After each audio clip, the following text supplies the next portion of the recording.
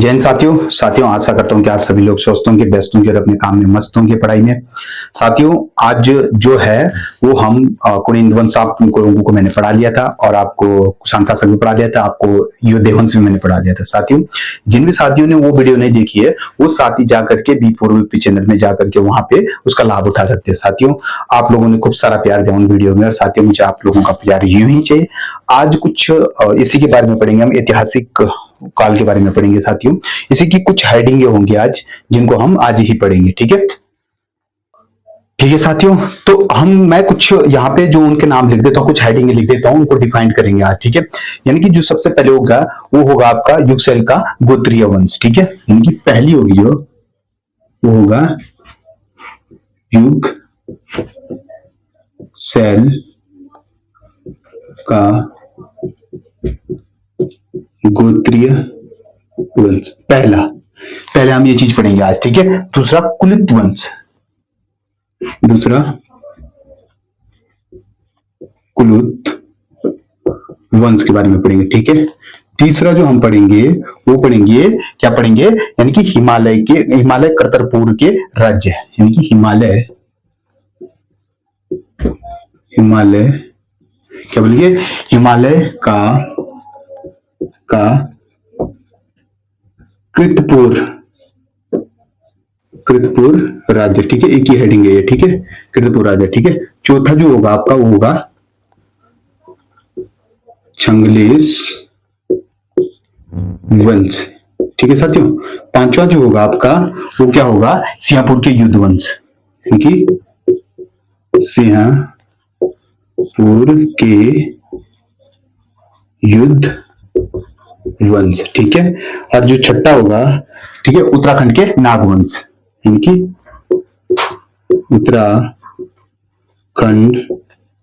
के नागवंश, उत्तराखंड के नागवंश। ठीक है, अब जो छठा ये हो जाएगा हमारा, वो उसके बाद थानेश्वर के हर्षवर्धन, यानी कि सातवां हो जाएगा, यानी कि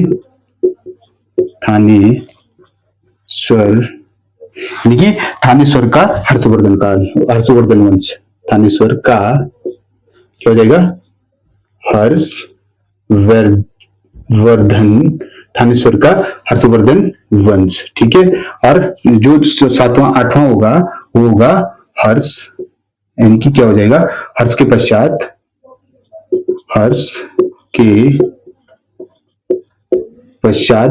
मध्य हिमालय। ठीक है, हर्ष के पश्चात मध्य हिमालय। साथियों, ठीक है, ये हर्ष है साथियों, हर्ष है ये, हाँ।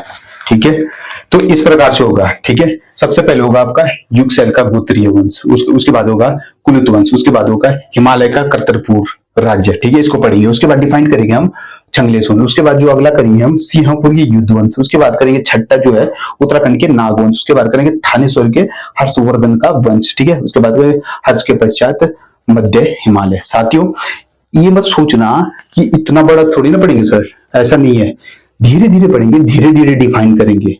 इट मीन्स कहने का मतलब ये है कि ये इतना बड़ा नहीं है जितना आपको मैंने जैसे कुनिंद वंश पढ़ाया या फिर आपको मैंने जैसे कुषाण शासक के बारे में बताया। छोटे छोटे हैं, लेकिन छोटे छोटे हैं, कुछ हेडिंग होंगी जो बड़े बड़े। हाँ, इसके बाद जो कल हम पढ़ेंगे वो पढ़ेंगे पौरव वंश। ठीक है, पौरवों के बारे में पढ़ेंगे।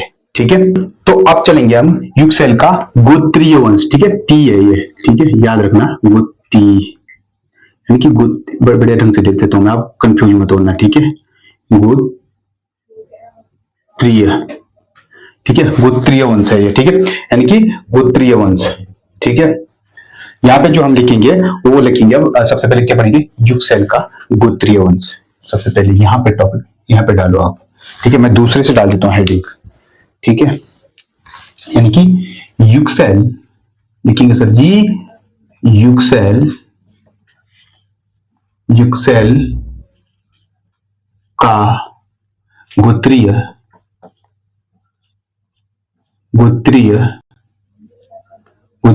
वंश। ठीक है साथियों, तो आप जो है इस तरीके से देखना। ठीक है, अब जो आपका युगसेल का जो आपका गोत्रीय वंश है, ये आपके उत्तराखंड में कहीं ना कहीं ये युगसेल का गोत्रीय वंश होने भी, यहाँ पे वंश क्या होगा, तो जब इन्होंने वंश किया तो कहां रहे होंगे? ये कालसी के आसपास का एक राज्य था। पहला पॉइंट ये लिख देंगे। कालसी बताया था मैंने आपको, कहां बताया कालसी शिलालेख, उसके बारे में मैंने पढ़ा दिया। खोज किसने की थी? तो मिस्टर फॉरेस्ट ने। कब की थी? 1860 में। किस नदी के किनारे? तो टॉस और यमुना नदी के तट पर है। बस बहुत बड़ा है, लेकिन आप जो है मेरी पिछली वाली वीडियो देखना, उसमें मैंने अच्छे से डिफाइन कर रखा है, ठीक है, कालसी के बारे में। तो क्या लिखेंगे? इसको लिखेंगे सर जी, बोलेंगे जो युगसैल, यानी कि क्या है? युगसैल है, यानी कि युगसैल का गोत्रीय वंश, ठीक है। तो युगसैल का गोत्रीय वंश जो है ये आपके कालसी के आसपास का राज्य है। लिखेंगे कालसी के आस पास का क्या है? ये राज्य, ठीक है। राज्य में ढंग से लिख देता हूं, राज्य है या राज्य था, ठीक है। अब जो है, अगर ये आप लोगों का युगसैल गोत्रीय वंश कालसी के आसपास का राज्य था, तो यहां का कोई ना कोई प्रतापी राजा रहा होगा, बिल्कुल रहा होगा। तो उसके बारे में लिखते हैं हम यहाँ पे कि इसका प्रतापी राजा कौन है, यानी कि प्रतापी राजा, ठीक है। अब ये नहीं लिख रहा हूं मैं कि युगसैल का प्रतापी राजा कौन सा है, ऐसा नहीं, मैं डायरेक्ट फैक्ट लिख रहा हूं, ठीक है। आप समझ जाना, पढ़ा के रहा हूं मैं, युगसैल का गोत्रीय वंश ही पढ़ा रहा हूं मैं, ठीक है। इसका प्रतापी जो राजा था वो था आपका सीलवर्मन, ठीक है। कौन था? लिखेंगे भैया जी, सीलवर्मन, यानी कि सीलवर्मन ये था। लेकिन देखो, जब ये समझो कुछ, ये एक क्षेत्र है, ये आपका कालसी है, ठीक है, समझो। जब ये कालसी है, ठीक है, तो कालसी जो है ये एक राज्य था, ठीक है। यानी ये समझो किसका राज्य था? युगसैल का गोत्रीय वंशों का कोई राज्य रहा होगा। तो यहाँ का कोई ना कोई प्रतापी राजा तो रहा होगा, तभी तो ये होता है। यानी कि ये समझो कि भाई यहाँ पे जो है ये पब्लिक है, तो इस पब्लिक को संभालने वाला कोई ना कोई प्रतापी राजा तो रहा होगा, तो वो सीलवर्मन है। और सीलवर्मन ने क्या किया? आपके देहरादून के आसपास में जगत ग्राम बाड़ावाला से यज्ञ वेदिका का निर्माण करवाया। इसको लिख देंगे, लिखेंगे कि प्रतापी राजा सीलवर्मन। तो सीलवर्मन ऐसे लिखेंगे आप, सीलवर्मन ने देहरादून के जगत ग्राम और बाड़ा वाला से यज्ञ वेदिका का निर्माण करें, ठीक है। यहां पे इसे लिख रहा हूं मैं, किसका निर्माण करवाया? यज्ञ वेदिका का, ठीक है, निर्माण कराया। साथियों याद रखना, निर्माण का मतलब होता है कंस्ट्रक्शन करवाना, ठीक है। कंस्ट्रक्शन ही होता है, निर्माण करवाया, ठीक है। अब होता क्या है कि जब इस शासक ने जो है, जो युगसैल का गोत्रीय शासक ने, यानी कि देहरादून के जगत ग्राम को यज्ञ होगी और बाड़ावाला से, ठीक है, जगत ग्राम तथा बाड़ावाला से क्या किया? यज्ञ वेदिका का निर्माण करवाया। कहां से? देहरादून के जगत ग्राम और बाड़ावाला से। अब जो है साथियों, याद रखना कि इसने क्या किए थे? 4 अश्वमेध यज्ञ किए थे। किसे? यमुना नदी के तट पर, क्योंकि यमुना ही है भाई। मैंने बोला कालसी किस नदियों के तट पर? बोलिए सर जी, जो है ये आपके यमुना प्लस टॉस, तो इन्हीं नदियों के संगम पर तो कालसी है। तो ये यमुना के तट पर क्या किया? यमुना के आसपास में इसने 4 अश्वमेध यज्ञ किए। बोलेंगे क्या? बोलेंगे किसने? सीलवर्मन ने। यहां पे लिखेंगे कि सीलवर्मन ने जो है, सीलवर्मन ने, यहां पे लिखेंगे सीलवर्मन ने यमुना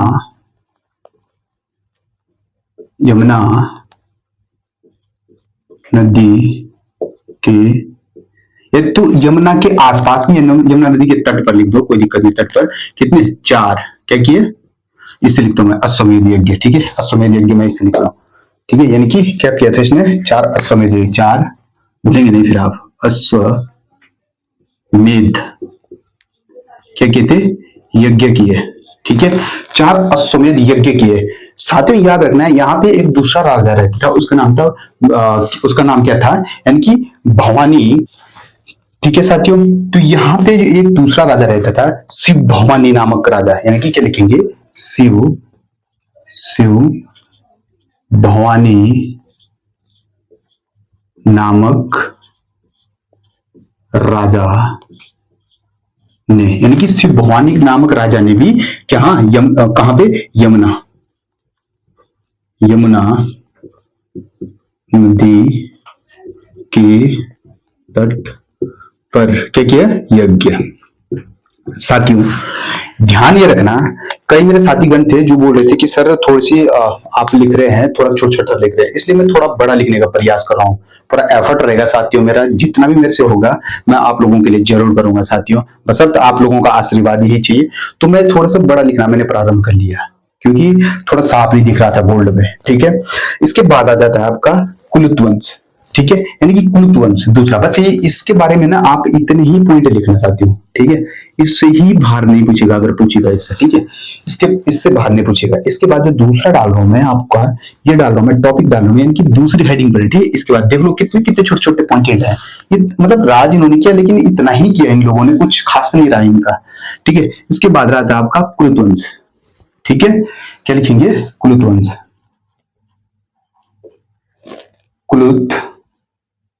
क्या लिखेंगे, कुलुत्वंश, कुलुत्वंश। ठीक है, इसके बारे में जरा थोड़ा सा पढ़ेंगे। ठीक है, कुलुत्वंश के बारे में, कुलुत्वंश के बारे में पढ़ेंगे। तो कुलुत्वंश कहां पड़ता है, आपको थोड़ा से रिलेट करके चलना है कि कुलुत्वंश बिल्कुल कुल्लू घाटी सुना होगा आपने, तो कांगड़ा के कुल्लू घाटी में, कांगड़ा कहां पड़ता है, एचपी मतलब हिमाचल में। तो कांगड़ा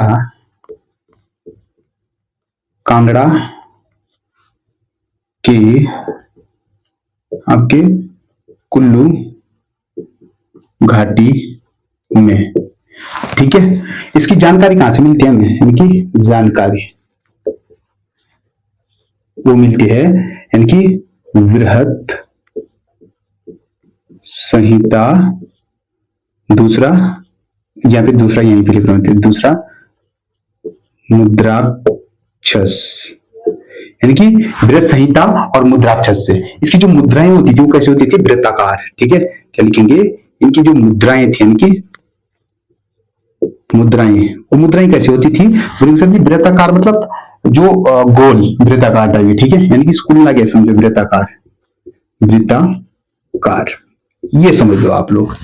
ठीक है, बस इतना ही है इसके बारे में। यानी कि कहने का मतलब ये है, कुलत्वंश जो होता है कांगड़ा के कुल्लू घाटी में पड़ता है गुरुजी, और ये जानकारी इसकी बृहत संहिता मुद्राक्षर से मिलती है, और मुद्राक्षर से मिलता है, इसकी मुद्राएं जो है वो वृत्ताकार। अच्छा, इसका प्रतापी राजा भी कोई ना कोई रहा होगा, हाँ ये चीज जरूर लिखना, इसका प्रतापी राजा। तो यहाँ पे जैसे इसका लिखा मैंने, इतना लिखूं मैंने, प्रतापी राजा। तो प्रतापी राजा कौन था, वीरियस था। कौन था, वीरियस था। ठीक है, ये लिखना, इसका प्रतापी राजा कौन था, तो बोलेंगे सर जी इसका प्रतापी राजा का वीरियस हुआ करता था। तो मुद्राएं कैसी होती थी, वृत्ताकार, भूलना मत। ठीक है, ये चीज मैं बहुत वो कर रहा हूं आप लोगों के लिए, क्या लिखेंगे, यानी कि मुद्राएं कैसी थी आपकी, वृत्ताकार। ठीक है, और प्रतापी राजा कौन था, तो आप बोलेंगे सर जी आगे लिखा था वीरियस। ठीक है, बस इतना ही है साथियों इसके बारे में। अब जो आगे चलेगा आपका तीसरा जब चलेगा, वो चलेगा आपका नेक्स्ट हेडिंग, कौन सी है, हिमालय के करतपुर का राज्य। बड़े प्यार से समझेंगे। ठीक है, हिमालय के, यहां पे डालता हूं मैं। ठीक है, क्या लिखेंगे, हिमालय, यानी कि हिमालय का कृतपुर राज्य। ठीक है, हिमालय के कृतपुर के राज्य। ठीक है साथियों, हिमालय के कृतपुर राज्य तीसरी हेडिंग पढ़ने जा रहे हैं हम, भूलना मत आप लोग। ठीक है, यानी कि हिमालय का जो कृतपुर राज्य है, आप सोचो इसका क्षेत्र कहां से कहां तक रहा होगा। पहले इसका क्षेत्र यानी कि एरिया की बात करते हैं। देखो साथियों, जब हिमालय के कृतपुर राज्य की अगर हम बात करते हैं, तो इसका जो है आपका समझ लो कि उत्तराखंड हो गया आपका, आपका हिमाचल हो गया आपका, और आपका एक होता है रोहिलखंड। ठीक है, यानी कि उत्तराखंड, हिमाचल और रोहिलखंड। एक बार लिख देता हूं मैं यहाँ पे कहां कहां रहा होगा। देखिए सबसे पहले लिखेंगे उत्तराखंड, दूसरा हिमाचल, हिमाचल रहा होगा। तीसरा आपका रोहिलखंड, रोहिलखंड, ठीक है। रोहिलखंड यानी कि उत्तराखंड, हिमाचल, रोहिलखंड के उत्तरी भाग के उत्तरी भाग, उत्तरी भाग का क्या रहा होगा, जो उत्तरी भाग का हिस्सा था, ये लिख सकते हैं आप। उत्तरी भाग का जो हिस्सा था उसका टोटल जो क्षेत्रफल था, यानी कि उत्तरी भाग का, ठीक है। क्या बोलेंगे साथियों, यानी कि उत्तराखंड, हिमाचल, रोहिलखंड का उत्तरी भाग स्थित है, ठीक है। यानी कि उत्तराखंड, हिमाचल, रोहिलखंड का उत्तरी भाग स्थित है साथियों। इस तरीके से कुछ समझना, ठीक है। अब सोचिए आप लोग, जब इसका यानी कि अपने यूपी में रहा होगा, हिमाचल में रहा होगा, रोहिलखंड का उत्तरी भाग स्थित रहा होगा। अब सोचिए, मैंने आपको कल पढ़ाया था, आपको गुप्त काल के बारे में बताया था मैंने आपको। क्या बताया मैंने गुप्त काल के बारे में? देखिए यहाँ पे गुप्त काल किस प्रकार से यूज हो रहा है, इसलिए मैंने आप लोगों को वो चीज बताया था। देखिए गुप्त काल जो है यहाँ पे इस तरीके से यूज होता है कि मैंने आपको कल बताया था, समुद्रगुप्त के प्रयाग प्रस्तुति से ये पता चलता है कि जो ये है ये कहीं ना कहीं क्या रहे होंगे, यानी कि गुप्तों के भी अधीन रहे हुए होंगे। कौन कौन रहे होंगे? हिमाचल का करतरपुर राज्य। यानी कि मैंने गुप्त काल क्या बताया था आपको लोगों को, कल तो बताया था। यानी कि सबसे पहले जो आता है आपके, वो बताया था 240 ईसा पूर्व से लेकर 500 ईसा पूर्व तक, यानी कि सारे गुप्त काल का तो यही तो शासक रहा होगा। सबसे पहले बताया मैंने आपको श्रीगुप्त का, तो श्रीगुप्त का जो बताया था आपको, जो बताया था मैंने आपको, यानी कि यहाँ पे बताया था श्रीगुप्त का क्या बताया था मैंने आप लोगों को, मैंने बताया था कि 200 टोटल कहाँ कितना रहा होगा, बोलेंगे सर जी टोटल बताया था आपने, यानी कि कितना बताया, 240 से लेकर के 550 ईस्वी तक, ठीक है।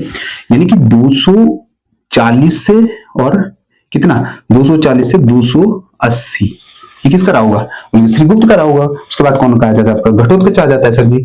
उसका शासनकाल कितना रहा था? यानी कि उसका शासनकाल रहा था तो 280 से 319 तक रहा होगा सर जी। चंद्रगुप्त प्रथम आ जाता है उसके बाद, जो वास्तविक संस्थापक माना जाता था आपका, तो उसका शासनकाल कितना रहा? बोलेंगे 319 से, यानी कि 319 से लेकर के आपके 335 तक रहा होगा सर जी, बिल्कुल रहा होगा। उसके बाद जो आ जाता है आपका, वो कौन आ जाता है आपका? समुद्रगुप्त, जिसके प्रयाग से बोलेंगे 335 से लेकर के 335 से 375, ये तो बोला था मैंने कल 375। समुद्रगुप्त क्या बोला था मैंने, यानी कि ये सबसे प्रतापी शासक बताया था मैंने आप लोगों को।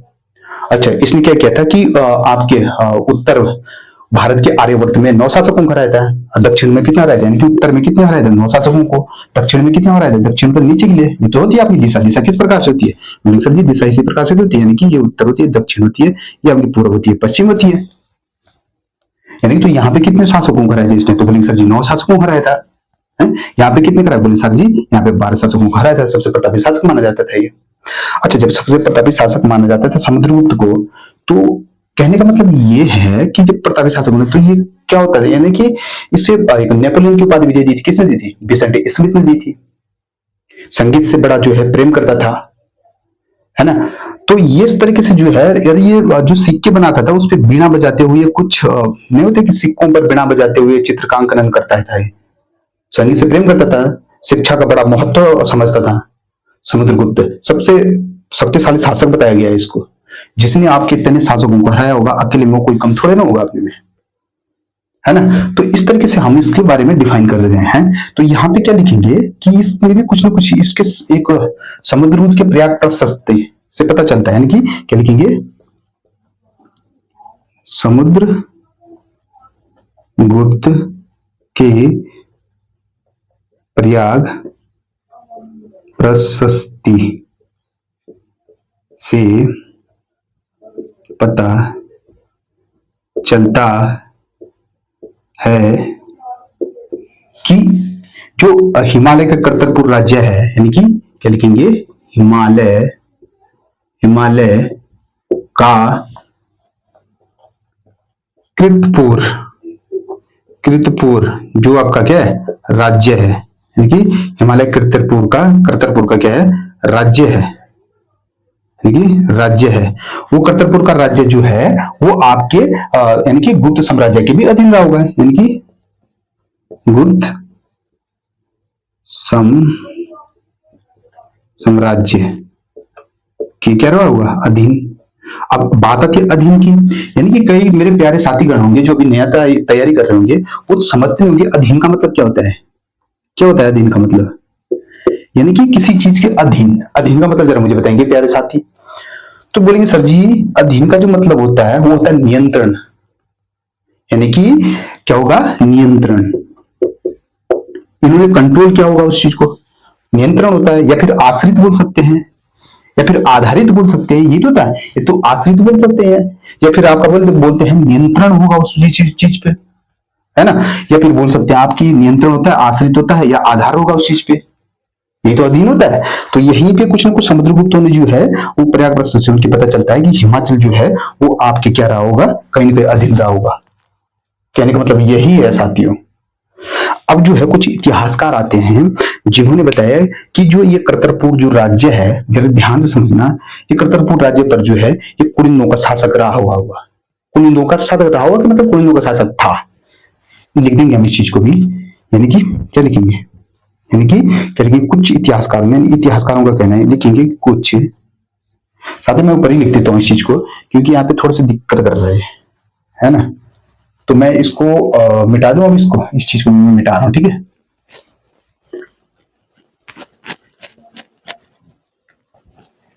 क्या बोल रहा हूं मैं, मैंने क्या कहा कि कुछ इतिहासकारों का मानना है, क्या है, ठीक है साथियों।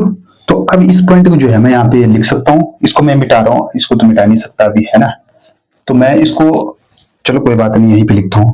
तो मैंने क्या कहा था कि कुछ इतिहासकारों का मानना है कि जो आपका कुलीन वंश जो है, जो मैंने आपको परसों पढ़ाया है, उनका भी करतरपुर पर जो है कुछ न कुछ राज रहा, ठीक है। करतरपुर पर इनका भी अधिकार रहा। तो क्या लिखेंगे, यहां पे लिखेंगे हम कि इतिहास, कुछ लिखेंगे, ठीक है, कुछ इतिहास, इतिहासकारों का मानना है कि करतरपुर पर, यानी कि कृतपुर,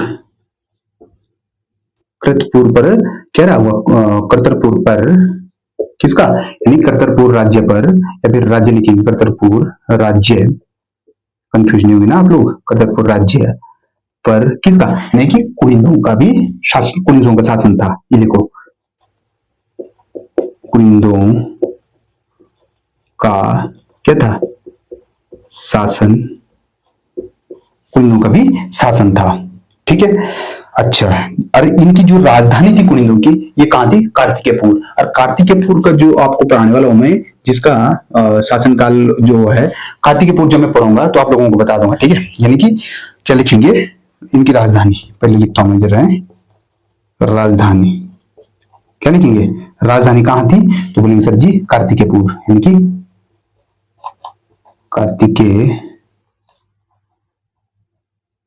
कार्तिकेयपुर में थी इनकी राजधानी, ठीक है, यानी कि कार्तिकेयपुर में थी। तो इस तरीके से रहा होगा। बसंत राहुल सांकृत्यान आते हैं आपके, राहुल सांकृत्यान जो आते हैं, ठीक है, इसको मैं थोड़ा ऊपर लिख देता हूं, इसको मैं मिटा रहा हूं, ठीक है। आप लोग ये मत सोचना कि ये मिटा दिया सर जी ने, ये आप लोगों ने लिख दिया होगा, छोटा समझ था, है ना। यहाँ पे लिख देता हूँ, इसी का पॉइंट लिख रहा हूं मैं, ठीक है। क्या बोलते हैं कि इसी का पॉइंट है, ठीक है, इसी का पॉइंट है, ध्यान रखना है, यानी कि राहुल सांकृत्यान के अनुसार क्या लिखेंगे, यानी कि राहुल सांकृत्यान के अनुसार यहां पर तोरमान और यानी हुणों ने आक्रमण किया। तो हुणों क्या हुआ था, हुणों ने जो है आक्रमण किया था। ये नहीं, थोड़ा आप इससे पहले एक पॉइंट समझेंगे, यहाँ पे क्या समझेंगे, ये चीज आप थोड़ा कंफ्यूज हो जाएंगे। फिर मैं इससे पहले पॉइंट लिखा, देखिए होता क्या है कि मैंने बोला कि कुमारगुप्त के बाद कौन आ जाते हैं आपके, बोलेंगे सर जी स्कंदगुप्त आ जाते हैं, ठीक है। और स्कंदगुप्त से क्या पता चलता है इसके बारे में, देखो मैंने इसीलिए आपको उन चीजों के बारे में बताया था। तो स्कंदगुप्त का शासनकाल कब से कब तक चला, बोलेंगे सर जी 455 से लेकर 467 तक बताया था आपने। तो स्कंदगुप्त ने क्या किया, स्कंदगुप्त का बारे में ये पता चलता है कि स्कंदगुप्त के प्रयाग प्रस्तुत से ये पता चलता है कि इन पर जो होता है, यानी कि हुणों का आक्रमण हुआ, ठीक है, यानी कि स्कंदगुप्त की किससे, एक जुनारगढ़ का अभिलेख पढ़ा होगा आपने, कहां पढ़ता है जरा जुनारगढ़ के, यानी कि यहाँ पे लिखेंगे कि स्कंदगुप्त, स्कंद इस तरीके से लिखेंगे, स्कंदगुप्त के जुनारगढ़, जुनारगढ़ के अभिलेख, अभिलेख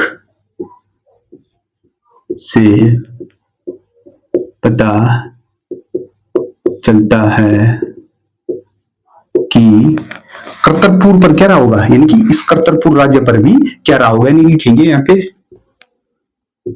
करतरपुर राज्य, यानी कि करतरपुर राज्य पर क्या रहा होगा, करतरपुर राज्य पर क्या रहा होगा, यानी कि करतरपुर राज्य पर क्या, यानी कि स्कंदगुप्त के जुनारगढ़ अभिलेख से पता चलता है कि करतरपुर राज्य पर क्या रहा होगा, यानी लिखेंगे यहाँ पे करतरपुर राज्य पर हुणों का आक्रमण हुआ होगा, यानी कि हुणों ने क्या किया, आक्रमण किया, ये लिखेंगे आप, ये बना सर जी पॉइंट, ठीक है, यानी कि स्कंदगुप्त की। लेकिन आप ये समझिए, कुछ थोड़ा समझना जरा स्कंदगुप्त के बारे में, कि जो स्कंदगुप्त है, जो 455 से 467 तक जिसका मैंने आपको क्या बताया था कार्यकाल, किसके बाद आता है ये, कुमारगुप्त। कुमारगुप्त वही जिसने आपने कहा क्या बनाया था जिसके लिए, यानी कि कुमारगुप्त ने क्या बनाया था, कुमारगुप्त ने बनाया था आपका नालंदा विश्वविद्यालय, जिसको उसको ध्वस्त किसने, ध्वस्त का मतलब नष्ट कर दिया जिसने, तो किसने किया था, बख्तियार खिलजी ने। तो जो आपका स्कंदगुप्त है, स्कंदगुप्त के जुनारगढ़ का एक अभिलेख है, तो बोलेंगे सर जी जुनारगढ़ का अभिलेख दिया है, एक सेकंड में यहाँ पे समझा रहा हूं आप लोगों को, ठीक है, यानी कि यहाँ पे समझा रहा हूं, ठीक है, कौन सा अभिलेख है, तो बोलेंगे सर जी जुनारगढ़ अभिलेख, अभिलेख है, ध्यान से समझ जरा।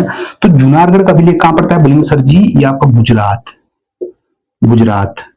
गुजरात में पड़ता है, कंफ्यूज मत होना, ये जुनारगढ़ का अभिलेख कहां पड़ता है, गुजरात में पड़ता है, किस पहाड़ी पर है, तो बोलेंगे सर जी गिरनार पर्वत पर है, ये गिरनार पर्वत, यानी कि गिरनार पर्वत पर। अब साथियों ये चीज याद रखना कि वही गिरनार पर्वत है जिस पर आपके सुदर्शन झील का भी निर्माण करवाया गया था। क्या किया गया था यहाँ पे, सुदर्शन झील, यानी कि सुदर्शन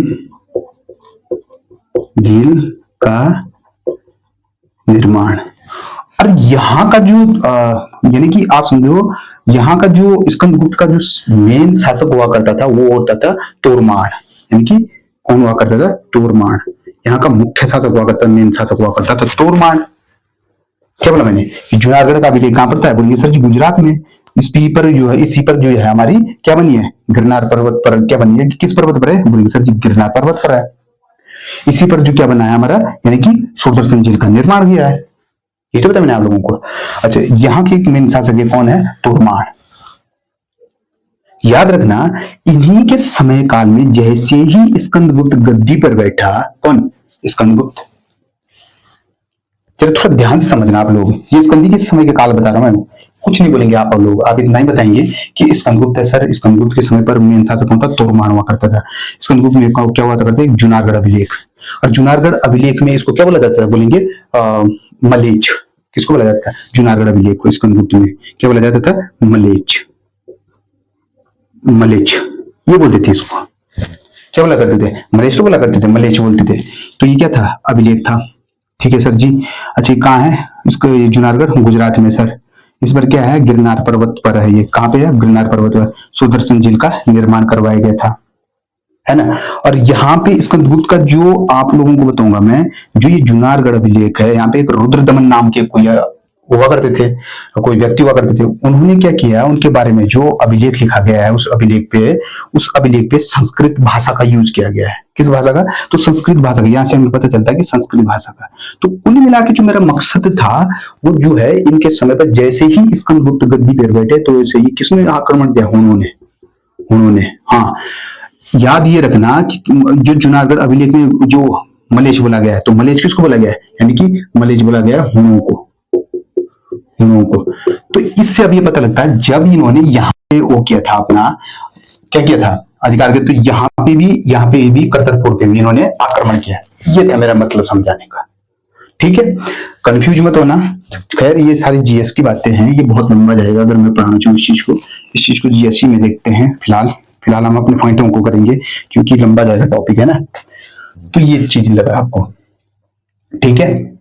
अब जो नेक्स्ट हो जाएगा यहाँ पे वो क्या हो जाएगा आपका कि राहुल सांकृत्यायन के अनुसार, जरा राहुल सांकृत्यायन को बताएंगे जन्म कब हुआ था और राहुल सांकृत्यायन के बचपन का नाम क्या था, और राहुल सांकृत्यायन की आप 2-3 कहानियां बता, 2-3 उपन्यास बता दो। मैंने आप लोगों को बताया था ये चीज, ठीक है। राहुल सांकृत्यायन लिखिए, मैं नहीं, अब आता है वो पॉइंट। राहुल सांकृत्यायन, राहुल सांकृत्यायन, सांकृत्यायन के अनुसार क्या रहा होगा, यानी कि तोरमान, तोरमान और मिहिर कुल, तोरमान और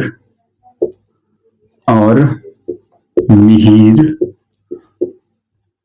मिहिर कुल, ठीक है, कुल है ये, मिहिर कुल में, मिहिर कुल का लिखना है, मिहिर कुल हिमालय का, हिमालय का कुछ भाग रहा होगा, रहा होगा, ये बोला राहुल सांकृत्यायन ने। बोलेंगे भैया जी राहुल सांकृत्यायन के अनुसार तोरमान और मिहिर कुल के हिमालय का कुछ भाग रहा होगा। तो ये दो जो पॉइंट है साथियों, ये 2 पॉइंट किसके हैं? बोलेंगे सर जी ये 2 पॉइंट इसी के हैं, इसी के साथ ऐड करना इन दोनों पॉइंटों को। अब बताओ तुम्हें राहुल सांकृत्यायन का जो जन्म होता है, मैंने आप लोग बताया था परसों में कि ये आपका 1893 के आसपास होता है, आजमगढ़ जिले में होता है। तो कहने का मतलब ये है कि इसके बचपन का नाम क्या था? केदार पांडे था। इसके पिताजी का नाम क्या था? तो आप बोलेंगे गोवर्धन पांडे हुआ करता था। सर जी आप ही ने तो बताया था हमें, बिल्कुल बताया था, है ना। तो इसकी जो 1930 के आसपास में इसने क्या किया था, यानी कि बौद्ध संगीति को अपना लिया था। वो सॉरी 1930 के, हाँ, बौद्ध धर्म को अपनाया था इसने, ठीक है। और इसका नाम जो है परिवर्तन हो गया था, ठीक है। तो कहने का मतलब ये है जब इसने बौद्ध संगीति अपनाया था तो 1958 के आसपास में इसको साहित्य अकादमी पुरस्कार से सम्मानित किया गया था। किसको? राहुल सांकृत्यायन। जैसे मैंने आपको बताया था कुछ उपन्यास थे, जैसे भागो नहीं दुनिया बदलो, ये भी बताया था मैंने। आप किसका था ये? राहुल सांकृत्यायन का। या मेरी क्या बोलेंगे कि निर्देश की ओर, है ना। या फिर और बोला था मैंने, भागो नहीं दुनिया बदलो कि निर्देश की ओर, ठीक है। या फिर क्या दूसरा होता है जैसे गुलबा से गंगा कहानियां, कैनन की कथा, बहुरंगी, सतमी के बच्चे, या फिर इसके अन्य थे जो आपके जो मेरी लद्दाख यात्रा, चीन तिब्बत, या फिर आप बोलेंगे कि चीन में क्या देखा, है ना। तो ये चीजें हैं राहुल सांकृत्यायन। बताओ, पढ़ो यार, बस मेहनत करो, है ना। तो राहुल सांकृत्यायन, तो ये टॉपिक दोस्तों यहाँ पे खत्म होता है। आप करते बात हम छंगलेश वंश की, है ना। छंगलेश वंश की बात करते हैं, इसको मैं आप स्क्रीनशॉट लेना चाहे तो स्क्रीनशॉट ले लो, है ना। ठीक है साथियों, तो अब जो है नेक्स्ट टॉपिक पढ़ेंगे हम अभी, गुरुजी छंगलेश वंश, ठीक है। ये थोड़ा लंबा था, बशर्ते यहाँ से क्वेश्चन आने की वो है, आ सकता है, ठीक है साथियों। तो अब करेंगे हम छांगलेश, छांगलेश वंश, ठीक है। क्या होता है कि जो लाखामंडल है, लाखामंडल परसों बताया मैंने आप लोगों को कि जौनसार के बाबर क्षेत्र में पड़ता है लाखामंडल, जहां पे राजकुमारी ईश्वरा का भी हम क्या मिला था, एक ये मिला। लेकिन हम उसको पढ़ने वाला है इसके बाद, सिंगापुर की युद्ध वंश में आने वाला है। तो छांगलेश वंश में क्या हुआ था कि यहाँ पे खंडित शिलालेख मिले थे हमें, ठीक है। यहाँ पे क्या मिले थे, बोलेंगे सर जी कि आपके छांगलेश, यानी कि क्या बोलेंगे, अरे एक सेकंड साथियों, छांगलेश क्या बोलेंगे, छांगलेश वंश, छांगलेश वंश के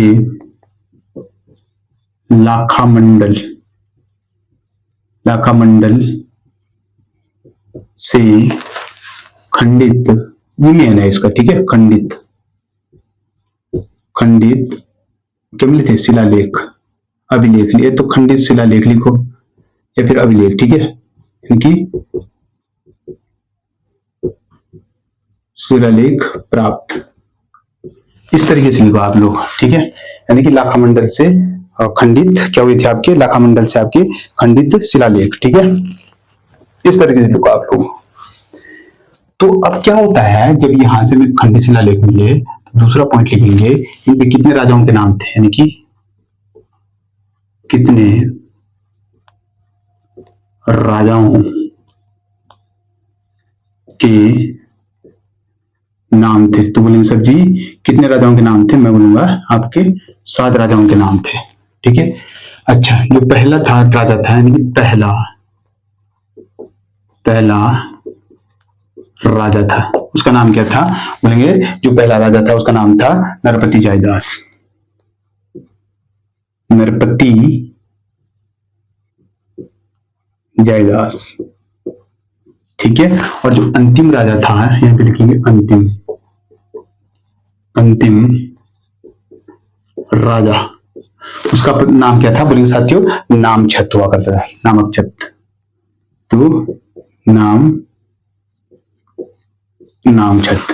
तो इस तरीके से मेरे साथियों यहाँ पे ध्यान रखना कि छंगलेश लाखामंडल से जो है हमें खंडित शिलालेख प्राप्त हुई है। पहली बात। दूसरी बात, कितने राजाओं के नाम मिले थे? बोलेंगे सर जी 7 राजाओं के नाम मिले थे। पहला राजा कौन था? पहला राजा था आपका नरपति जायदास। ठीक है। और जो अंतिम राजा हुआ होता है उसका नाम क्या था? नामछत। ठीक है। इसके बाद जो नेक्स्ट टॉपिक होगा आपका, वो होगा आपका सिंहपुर के युद्ध वंश। क्या होगा? यहां पे डालेंगे सिंहपुर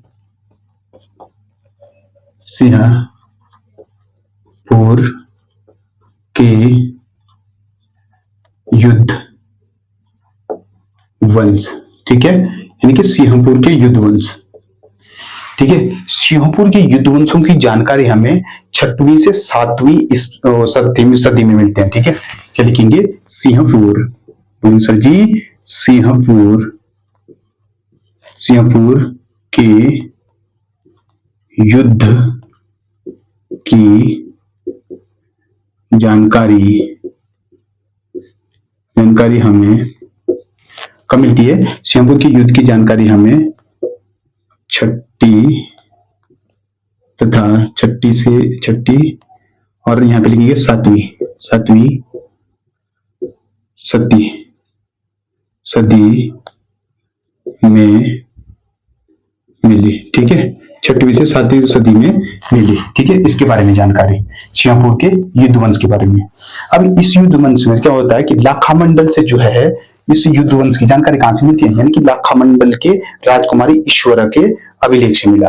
यानी कि युद्ध वंश की जानकारी लिखेंगे सर जी। बोलेंगे सर युद्ध वंश की जानकारी। ठीक है। यानी कि इस युद्ध वंश की जानकारी हमारे लाखामंडल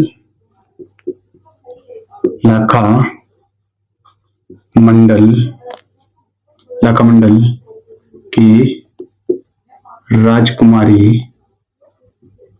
राजकुमारी ईश्वरा के अभिलेख से। राजकुमारी ईश्वरा के अभिलेख से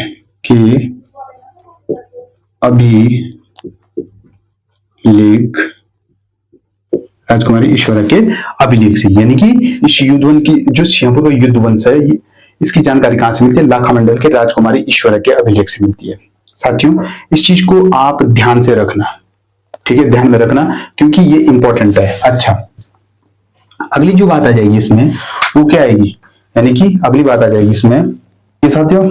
ठीक है साथियों। तो अब इस चीज को साथियों, ठीक है साथियों, तो अब क्या करना है हमें कि यहाँ पे जो है मैं आपको अलग उससे लिख देता हूं। क्या लिखेंगे यहाँ पे लिखेंगे सर जी, क्या लिखेंगे कि यहाँ पे आप लिखेंगे कि 11 पीढ़ियों में। ठीक है। 11 पीढ़ियों और कितने? 12 शासकों की जानकारी क्या होती है? प्राप्त।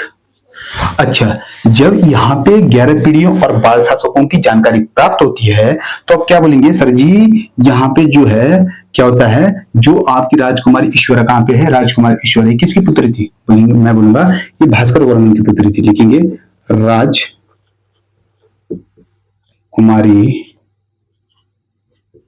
ईश्वरा पुत्री। किसकी पुत्री थी? मैं बोलूंगा ये किसकी पुत्री थी? तो मैं बोलूंगा साथियों याद रखना है ये किसकी पुत्री थी। यहाँ पे ये आप बोलना ये थी भास्कर वर्मन। यानी कि भास्कर वर्मन, ये रखना आप याद। भास्कर वर्मन की पुत्री थी। ठीक है। और किसकी? भास्कर वर्मन की पुत्री थी। और आपका किसकी थी पत्नी, किसकी हुआ करती थी? ये हुआ बोलेंगे चंद्रगुप्त, यानी कि वो वाला चंद्रगुप्त नहीं, वो वाली चंद्रगुप्त है, ठीक है। यानी कि चंद्रगुप्त की क्या थी ये? पत्नी, चंद्रगुप्त की पत्नी हुआ करती थी, ठीक है, चंद्रगुप्त की पत्नी हुआ करती थी। अब इसमें इसका भी एक मंदिर मिलता है, यानी कि लाखामंडल लिखेंगे यहाँ पे, लाखामंडल में राजकुमारी ईश्वरा, ईश्वर ने, यानी कि लाखामंडल में राजकुमार ईश्वर ने एक शिव मंदिर भी बनवाए थे, ठीक है। क्या मिलता है? शिव मंदिर, शिव मंदिर राजकुमार ईश्वर का कालिंग का शिव मंदिर मिलता है, मिलता है, ठीक है।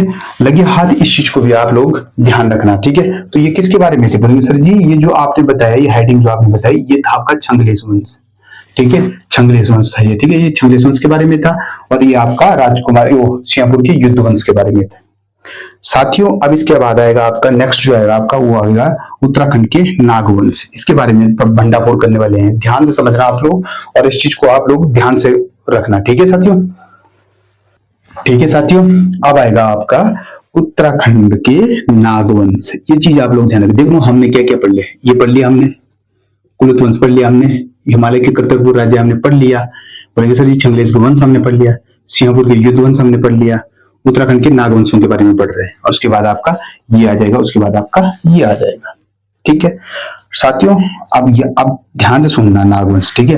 क्या लिखेंगे हेडिंग कि उत्तराखंड के नागवंश, ठीक है। क्या लिखेंगे? उत्तराखंड, यानी कि उत्तराखंड। ये तो मैं थोड़ा ना इसको ऊपर लिख देता हूं, ठीक है, यानी कि मैं इसको ऊपर लिख देता हूं, कहां पे? यहां पे, इधर बताऊंगा मैं नागवंश के बारे में, ठीक है। बस यहां से समझना आप लोग इस तरीके से, ठीक है। क्या बोलूंगा मैं? उत्तराखंड के नाग वंश। साथियों बड़े प्यार से समझना, ठीक है।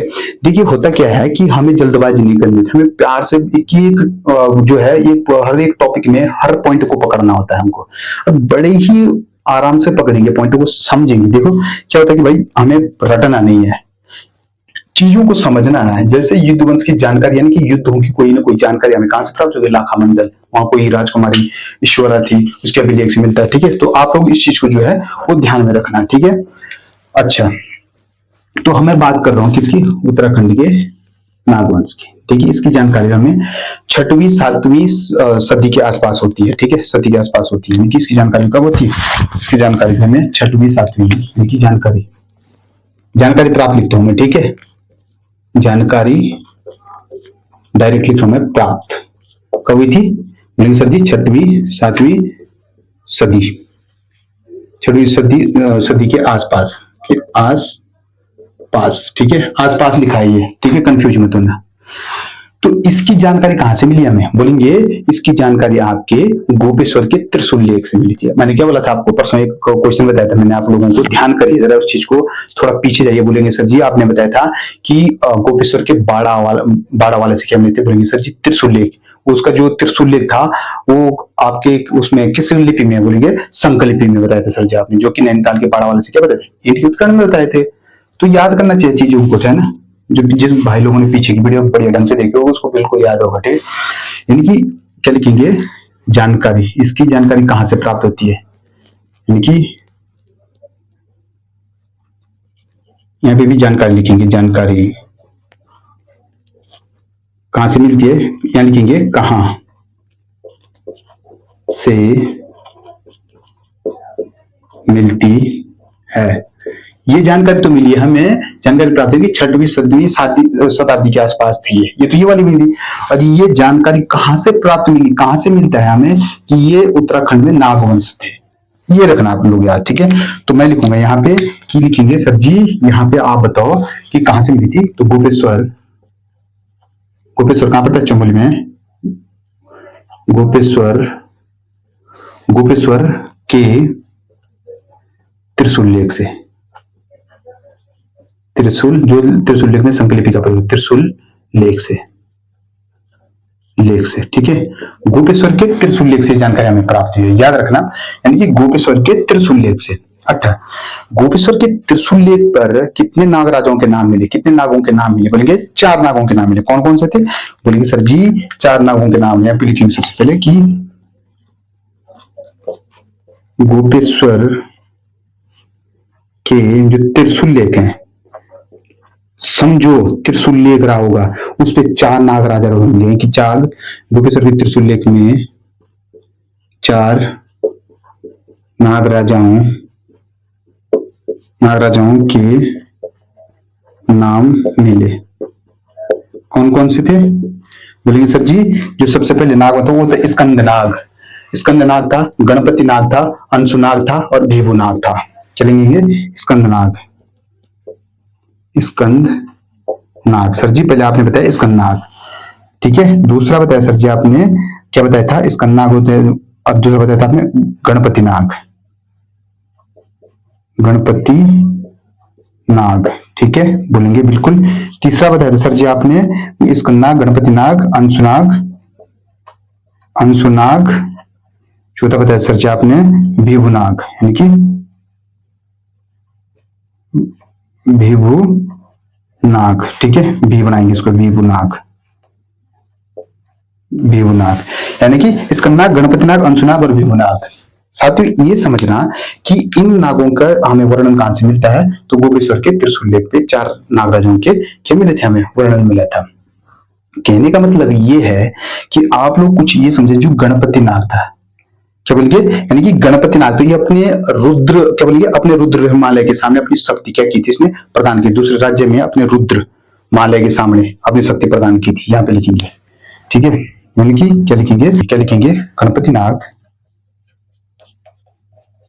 गणपति नाग ने अपने दूसरे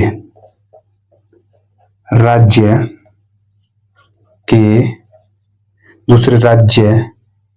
रुद्रमालय के सामने, ठीक है, रुद्रमालय के सामने अपनी शक्ति की स्थापना की, ठीक है, स्थापना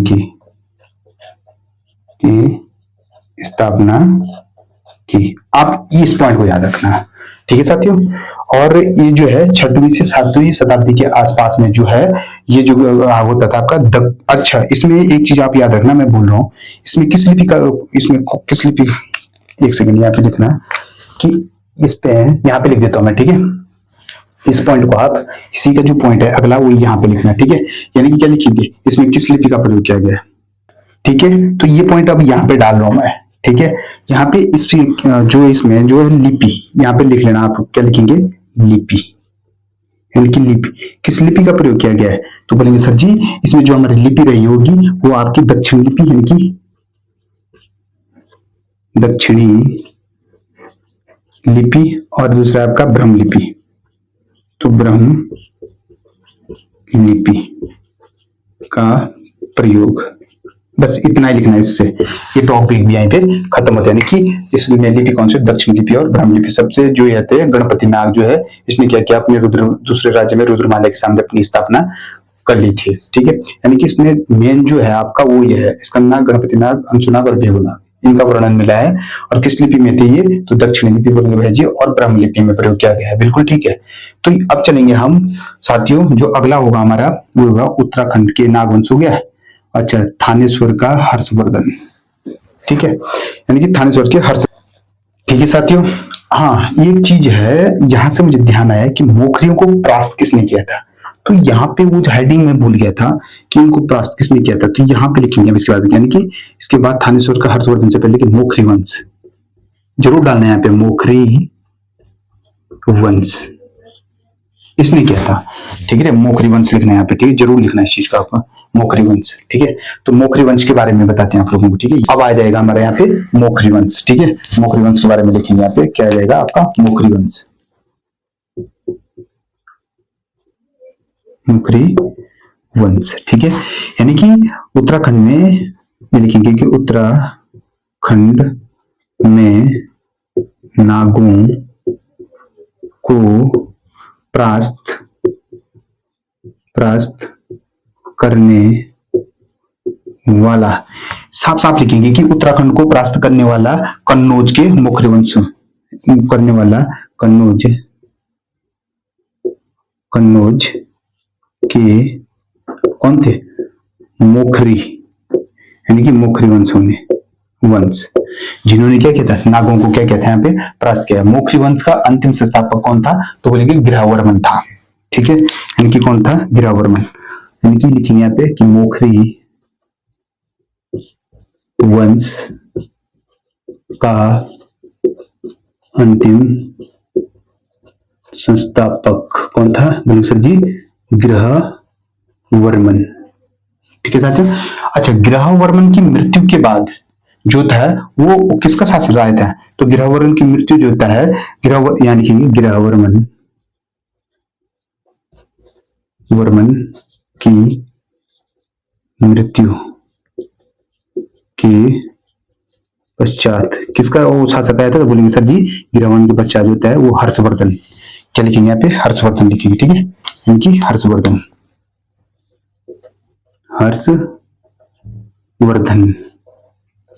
हर्षवर्धन का शासन काल आया था। अब जाके चलेगा हमारा जो नेक्स्ट टॉपिक चलेगा हमारा, वो चलेगा थानेश्वर के हर्षवर्धन, ठीक है साथियों। ठीक है साथियों, अब चलेगा हमारा जो नेक्स्ट टॉपिक होगा कि कौन सा होगा? थानेश्वर के हर्षवर्धन, ठीक है। क्या लिखेंगे यहाँ पे? लिखेंगे यानी कि थानेश्वर। एक सेकंड साथियों, ये जो है ये गड़बड़ हो गया, ये इधर के लिए लगा दिया, ठीक है। क्या लिखेंगे? सर जी यहाँ पे लिखेंगे कि थानेश्वर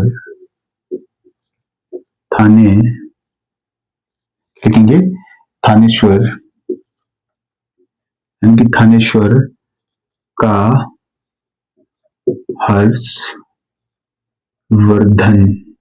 ठीक है। थानेश्वर का हर्षवर्धन।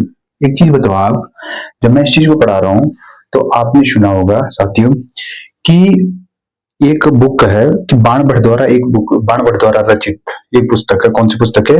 हर्षचरित्र। यहाँ पे लिखेंगे कि बाणभट्ट द्वारा रचित पुस्तक। बाणभट्ट द्वारा रचित पुस्तक कौन से? तो हर्षचरित्र, ठीक है। यानी कि क्या हो जाएगा? बोलेंगे सर जी, हर्षचरित्र।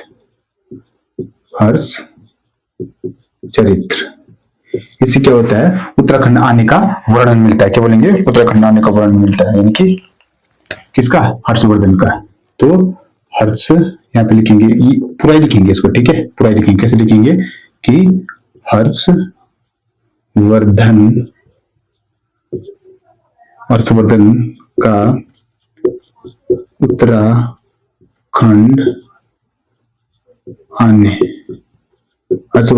उत्तराखंड आने का वर्णन मिलता है, ठीक है।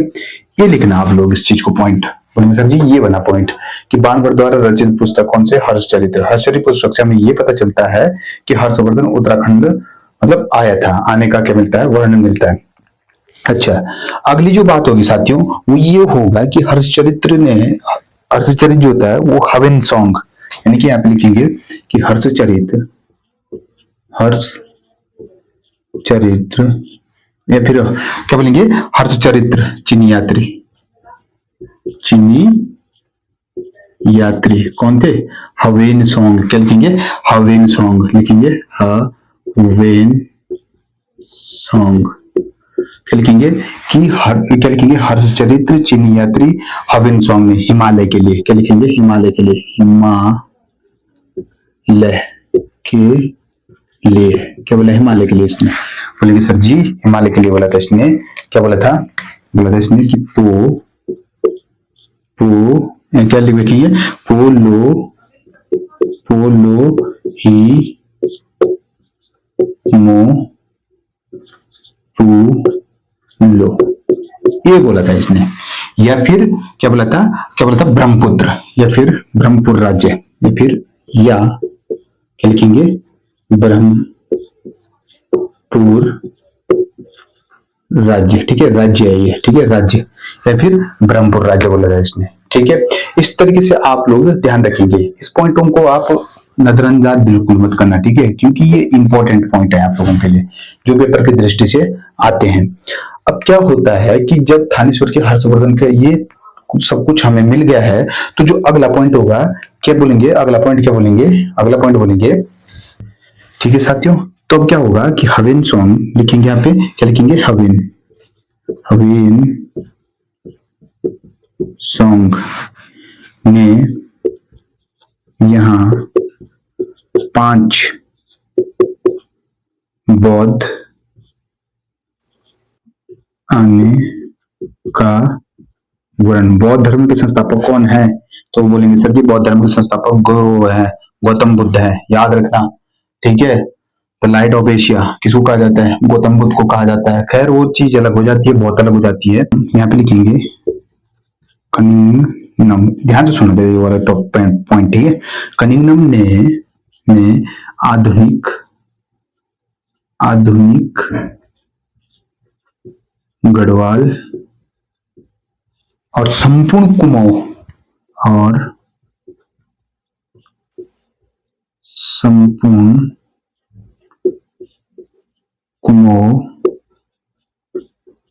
के लिए क्या बोला, और संपूर्ण कुमाऊं के लिए क्या बोला था, तो बोलेंगे सर जी ब्रह्मपुर बोला था। क्या बोला था, यहीं पे लिख देता हूं मैं, ठीक है साथियों। यानी कि कनिंगहम ने आधुनिक गढ़वाल के लिए क्या बोला, तो आधुनिक गढ़वाल के लिए बोलेंगे सर जी ब्रह्मपुर बोला। क्या बोला, ब्रह्मपुर, ठीक है, ये याद रखना आप, आधुनिक गढ़वाल के लिए ब्रह्मपुर बोला। और ये चीज बोलेंगे कि गंगा द्वार के लिए, गंगा के लिए क्या बोला था, गंगा के लिए क्या बोला था, तो बोलेंगे गुरुजी गंगा के लिए पद्मा बोला जाता है। क्या बोला था, नहीं पद्मा नहीं, गंगा के लिए महाभद्रा। क्या बोलेंगे, महाभद्रा, महाभद्रा। अब एक चीज को, ये क्वेश्चन है मेरा आपसे कि पद्मा किस, गंगा को कहां से बोला जाता है, मैंने बोला पद्मा, मेरे मुंह में आया था पद्मा, ठीक है, यानी कि मैंने बोला पद्मा वर्ड यूज किया था मैंने, ठीक है। तो पद्मा कहां से बोला जाता है, किसका नाम है, तो गंगा का है, ठीक है साथियों। और हरिद्वार के लिए क्या बोला गया, हरिद्वार के मैंने आपको 3-4 चीज बोली, जैसे मायापुरी बोला था आपको मैंने, या फिर आपको गंगा का द्वार बोला था, या फिर आपको कपिला बोला था। जो साथीगण मेरी पुरानी वीडियो देख रहे होंगे उनको पता होगा कि सर ने ये चीज बताया था, है ना। तो हरिद्वार बोला जाता है, हरिद्वार के लिए क्या बोला था इन्होंने, बोलेंगे सर जी मोयू, क्या बोला था हर्षवर्धन के लिए, बोल यहाँ पे लिखिए मोयू लो, ठीक है, यानी कि मोयू लो ही बोला था, ठीक है। अच्छा एक चीज और है यहाँ पे कि गंगा के लिए क्या बोला, महाभद्रा, और हरिद्वार के लिए क्या बोला था, मोयू पुलो बोला। अच्छा मैंने एक क्वेश्चन दे रखा आपको, यहाँ पे गंगा से याद है कि यहाँ पे मैंने क्या बोला था कि पद्मा किसके लिए, कहाँ पे बोला जाता है, बोलिए सर जी आपने बोला पद्मा, जब जो है अपनी माँ गंगा का कहाँ से प्रवेश करती है, जब यहाँ से भागीरथी जो यहाँ से जाती है, कहाँ से, गौमुख से भागीरथी बोला जाता है इसको, और कहाँ जाती है, हरिद्वार के बाद इसको जैसे प्लेन एरिया में गंगा के नाम से जाना जाता है। तो उसके बाद जब ये आपके बांग्लादेश में प्रवेश करती है तो क्या बोला जाता है इसको, तो बोला जाता है पद्मा, ठीक है, याद रखना पद्मा बोला जाता है। और महाभद्रा किस में बोला जाता है, तो महाभद्रा इसमें बोला जाता है। तो मोयूलो या फिर बोला जाता है 20 लीटर, मोयूलो क्षेत्र का कितना, 20 लीटर चीनी माप, यानी कि चीनी माप, ये है साथियों टॉपिक, ठीक है, यानी कि चीनी माप, ठीक है साथियों। यानी कि इसको क्या बोलेंगे, थोड़ा सा यहाँ पे रीच कर रहा हूं मैं, इसको बोलेंगे चीनी 20 लीटर, ठीक है, लीटर होगा ये, याद रखना, भूलना मत, यहाँ पे थोड़ा सा लीटर क्या होगा, चीनी माप। तो ये था साथियों, मैं एक बात दोहरा देता हूं आप लोगों के सामने इस चीज को, ताकि आप लोग कंफ्यूजन हो, ठीक है। कहने का मतलब ये है कि थानेश्वर का हर्षवर्धन, तो बाणभट्ट द्वारा रचित पुस्तक हर्षचरित से हमें ये पता लगता है कि हर्षवर्धन उत्तराखंड आया था, उत्तराखंड आने का पता लगता है उनका, ठीक है। अगली बात जो होता है, हर्षचरित ने चीनी यात्रा हविन सॉन्ग हिमालय के लिए क्या बोला था, पोलो हिमो पुलो, भूलना मत पेपर में, ठीक है। अच्छा हर्षचरित्र हेन सॉन्ग ने, अच्छा, या फिर ब्रह्मपुर राज्य बोला था इसी को। हविन सॉन्ग ने यहाँ 5 बौद्धों का आने का वर्णन किया था। अच्छा उसके बाद कनिंगनम ने आधुनिक गढ़वाल और आपके संपूर्ण कुमाऊं क्षेत्र के लिए क्या बोला, तो ब्रह्मपुर बोला था। बिल्कुल ठीक है सर। गंगा के लिए क्या बोलता है, महाभद्रा।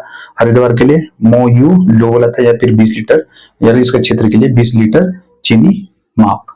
साथियों तो अब लगे हाथ, इस चीज को भी आप ध्यान से समझना, ठीक है। बस लास्ट टॉपिक बच रखा है अपना, वो है आपके हर्ष के पश्चात, यानी कि क्या है ये, हर्ष, ठीक है। हर्ष के पश्चात मध्य हिमालय, ठीक है। तो इस चीज को मैं इरेज कर रहा हूं इधर का, ठीक है। हर्ष के पश्चात मध्य हिमालय, ठीक है। तो नेक्स्ट टॉपिक क्या होगा, हर्षवर्धन के पश्चात मध्य हिमालय। यहाँ पे लिखेंगे हर्षवर्धन के पश्चात, हर्षवर्धन के पश्चात क्या जाएगा, मध्य हिमालय, मध्य हिमालय, ठीक है साथियों। ये हिमालय है।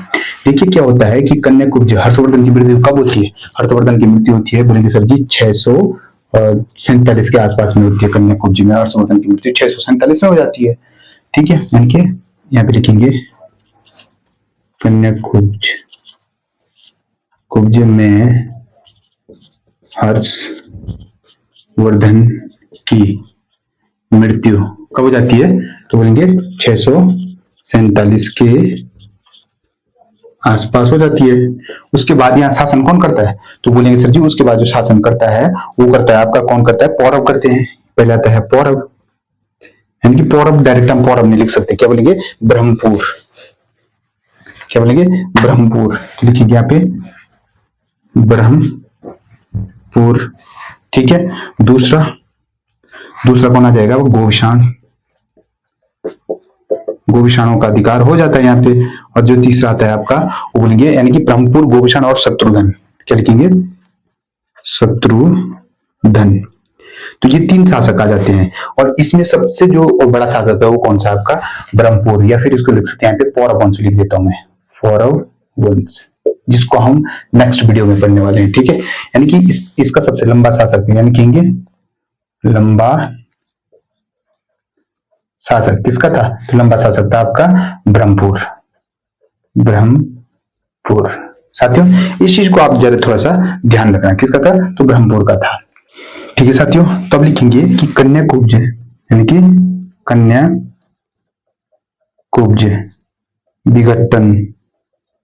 विघटन की जानकारी, विघटन की जो जानकारी है वो आपको कब मिलती है, यानी कि 634 के आसपास के, लिखेंगे यहाँ पे आसपास ही लिखेंगे, आसपास किससे मिलती है, तो बोलेंगे सर जी सीयू की से मिलती है, ठीक है। यानी कि ये किससे मिलती है, सीयू की से मिलती है।